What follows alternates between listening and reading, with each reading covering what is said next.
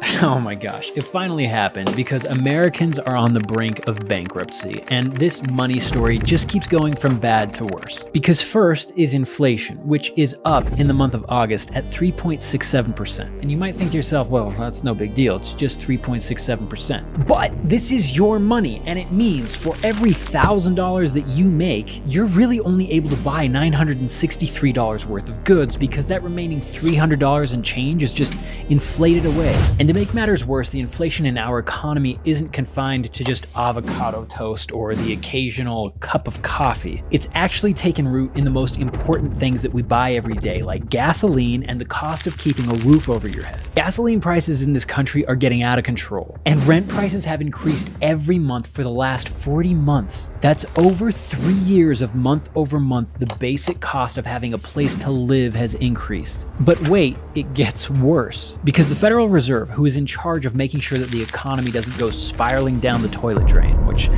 newsflash, they're not very good at their job. They're in charge of combating inflation, and they're trying to, and right now their only option to make that happen is by raising interest rates. Which means if you still don't have a house but you're close, if you buy one now, the cost of your mortgage is going to be higher than it's ever been compared to what the cost of your home is, at least if we look at the last 10 years. But thanks to inflation, in many states, the cost of the home itself is close to or at all-time highs. But wait, it gets even worse, because the Federal Reserve recently released studies showing that household savings in the United States has been going down every month for the last 2 years. Because back in 2021, Americans had roughly $2.1 trillion in savings collectively. And as of July of 2023, that number has dropped to $198 billion. And Americans collectively have been drawing down on their savings at a rate of around $100 billion a month, meaning by the end of September 2023, that's this month, US households will run out of savings collectively.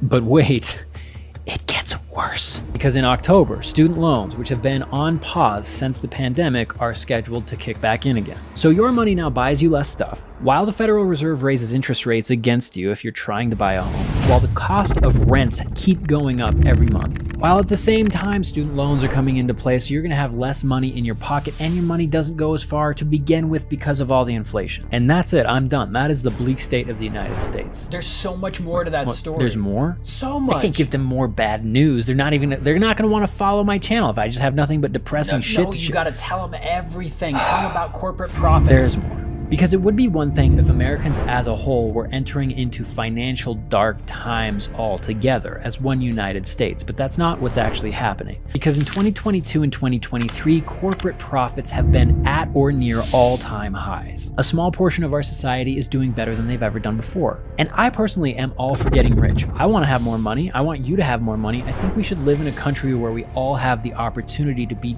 doing better tomorrow than we did yesterday, collectively. Some of us aren't going to make it, but if we live in a place where all of us have the chance to, that's exciting. But that's not what's happening. A small group of people are getting richer not by providing more value to society, but by extracting value from it. For example, Blackstone, a private equity firm on Wall Street, led by this man, Stephen Schwarzman, who's the CEO of Blackstone. This guy took home over $250 million in profits in 2022. Pfizer's CEO, Albert Bourla, got a 36% pay increase in 2022 and took home $33 million.